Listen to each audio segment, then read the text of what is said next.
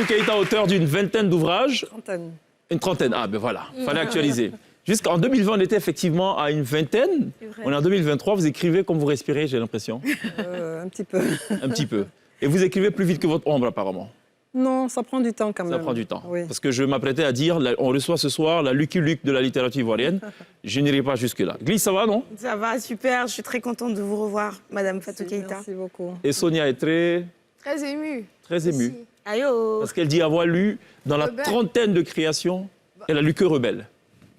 Bah, il fallait dit comme ça.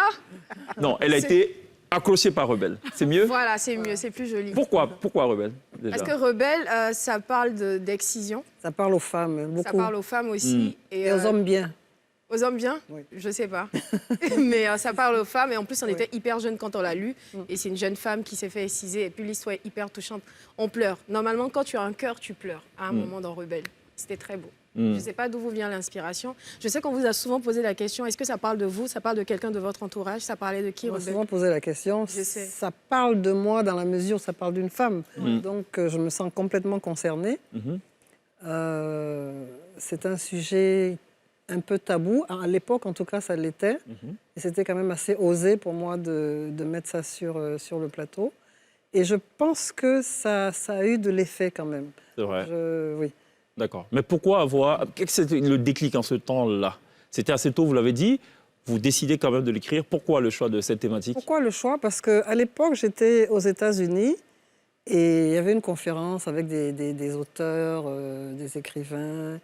Et il y a une dame qui m'a un peu piquée en me disant « Oui, vous, les Africaines, qui avez fait l'école, qui avez de grands diplômes et tout, quand on parle de l'excision, vous prenez la mouche et vous trouvez qu'on exagère, etc. Et vous ne faites rien, vous, en tant qu'intellectuel, pour aider vos sœurs africaines qui sont au village, qui ne savent pas les méfaits, etc. de l'excision. Donc, ça m'a un peu piqué. Et quand je suis rentrée chez moi, j'ai décidé d'écrire sur l'excision et prouver que j'étais vraiment contre l'excision et que voilà, c'était ma participation à la lutte contre l'excision. Vous m'avez dit, même, je me rappelle cette phrase, vous avez dit, Dieu ne peut pas s'être trompé sur la moitié Exactement. de l'humanité. Oui, c'est pas ça. possible. Parce que souvent, on évoque des raisons religieuses, etc., que ça serait dans le Coran. Moi, j'ai demandé à des imams, etc. Ça ne figure nulle part. Pas, nulle part. Donc, c'est un peu tromper les gens et se prendre pour Dieu. Je veux dire, ceux qui décident de supprimer le clitoris de la femme, bon, ils considèrent que Dieu s'est trompé sur la moitié de la population humaine. Dieu s'est trompé. Ça n'a vraiment pas de sens. Ça n'a pas de sens. Vous êtes docteur en 3e cycle en études anglo-saxonnes, Oui, c'est pour ça. ce que je sais, obtenu à l'université de Caen. On Oui. est en France. Mais en fait, votre amour pour l'écriture, elle ne va pas naître en France, mais plutôt des contacts que vous avez eus avec des écrivains anglophones aux États-Unis. C'est ça? Oui, bon, le Petit garçon bleu, il a été écrit il y a plus d'une vingtaine d'années. Je crois que je suis vraiment littéraire, je veux dire, depuis toute petite. J'avais horreur des maths, alors chut, ça c'est un secret. Vous n'êtes pas seul.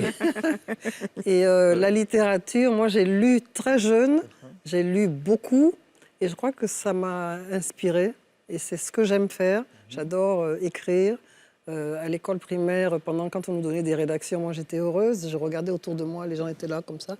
Moi j'étais vraiment heureuse, j'avais toujours quelque chose à raconter. Vous avez gardé votre âme d'enfant, Tout à fait. visiblement, parce que la trentaine d'œuvres dont vous parlez, je suis sûre qu'à 90%, il y a des livres pour enfants. Ah oui, j'écris. Aujourd'hui, je suis devenue une spécialiste de la littérature jeunesse. C'est ça. Mais vous n'avez pas commencé par la littérature jeunesse. Non. Pour ce que je sais. Si, j'ai commencé par le très célèbre Petit garçon bleu. C'était D'accord. pas ce format-là, mais là, on l'a refait.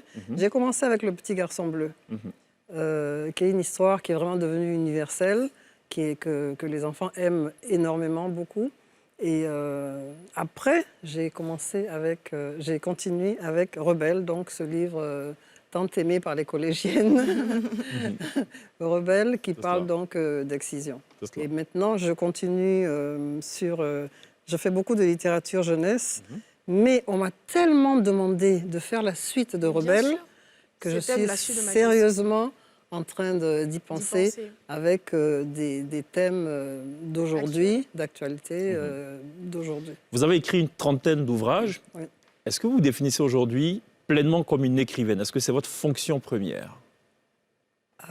J'ai une autre question qui arrive derrière. Fonction première, disons que je travaille encore là, par exemple, je suis conseiller au CESEC, donc j'ai d'autres activités, mais on va dire que c'est ma passion. C'est vraiment ce que j'aime faire. C'est une passion. Oui, c'est une passion. Justement, est-ce qu'on pourrait en vivre pleinement en Côte d'Ivoire? Dire je suis écrivain, je paye mon loyer avec, je m'occupe de mes enfants, je vis sainement et tout. Je ne crois pas. Ce serait un peu difficile. Ça fait la deuxième vérité crue que vous sortez Ouais. en l'espace de 2 minutes. Premièrement, vous détestez les maths. Oui. Bon, c'est pas un crime. Deuxièmement, vous révélez qu'on ne peut pas vraiment vivre de ça. Oh, bon, il y en a peut-être Côte d'Ivoire. je ne sais pas, peut-être qu'il y en a, mais bon, ça met du beurre dans les épinards. C'est sûr. Mais en vivre, pour l'instant, pas pour l'instant. Quel est le Mais problème? le Pourquoi? problème, moi, je crois, c'est que nous n'arrivons pas, en tout cas pour l'instant, à vendre nos livres à l'extérieur.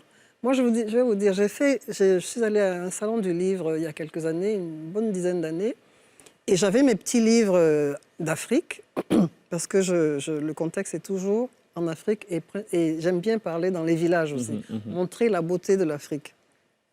Mais vous auriez vu les gens de la diaspora, ils ont pris tous les livres, c'est parti en quelques secondes. Pourquoi? Parce qu'ils nous disent, mais madame, vous ne vous rendez pas compte le bonheur que vous nous faites? Nos enfants se retrouvent dans les livres. Parce qu'ils ne savent rien de leur pays. Voilà. Ils ne savent rien. Ils s'identifient à vos personnages. Voilà. Et en Europe, ils ont des livres, ils lisent beaucoup et tout. Mais quand ils ouvrent les livres, ils voient des visages d'Européens, uniquement. Et vous nous apportez ce soleil-là. Les enfants se voient dans les livres. Donc il y a clairement un problème de diffusion du livre. Absolument. Au-delà de la Côte d'Ivoire. Oui. Pour revenir à la Côte d'Ivoire, est-ce peut-être parce qu'on ne lit pas aussi beaucoup? Je crois que, bon, avant la tablette, les enfants lisaient quand même pas mal. Maintenant, il s'agit de les ramener, peut-être de faire reculer un petit peu la tablette, parce qu'on ne pourra pas...